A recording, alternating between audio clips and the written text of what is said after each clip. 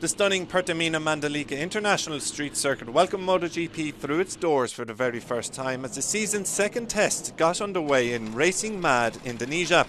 It's been 25 years since the island nation has hosted a Premier Class event, but that long wait is finally over as the official Mandalika test kicked off on Friday. The morning proved something of a false start, with the red flag waving early due to track conditions, but once the clean-up operation was complete, we began to see riders spin some laps as they aimed to get to grips with the newest track on the MotoGP calendar. And by the end of the day, there were 6 manufacturers sitting inside the top 6 places. Day 1 honours belonged to Paul Espargaro, with the Repsol Honda rider recording the fastest ever lap around Mandalika late in the afternoon thanks to a 1:32.466.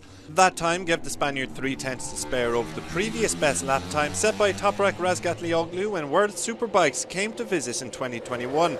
It also gave him 4 tenths to spare over elder brother Aleix Espargaro, with the Aprilia rider claiming P2. It's another encouraging pre-season result for the Noale factory after Aleix finished the Sepang test with the second fastest time, while they also managed to squeeze in some bike testing trying a different chassis on the RSGP.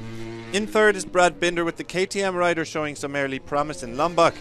The South African and Austrian manufacturer had a lacklustre opening outing to 2022 in Malaysia last weekend, but a Friday P3 offers some early promise. On the other side of the garage, Miguel Oliveira failed to crack the top 15, and neither could Tech 3 rookies Raul Fernandez and Remy Gardner.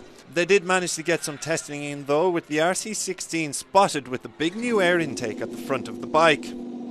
Alex Rins ensured Suzuki are represented near the top of the timesheets, and he currently sits 4th following a positive track debut. Teammate Joan Mir is in 8th, while the 2020 World Champion continued to test a carbon reinforced chassis on his second bike.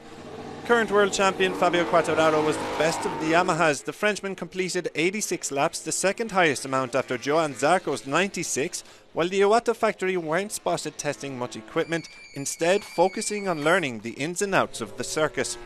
Completing the top 6 is Jack Miller. The factory Ducati rider sits 6 tenths off the pace and is one of only 2 GP22s in the top 10, the other being Jorge Martin.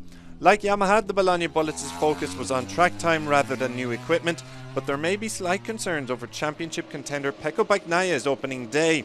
The Italian crashed at turn 11 and finished 3rd bottom on the timesheets. There's still plenty of time for Bagnaia and some other riders to turn their fortunes around, with 2 more days of testing coming up in Mandalika.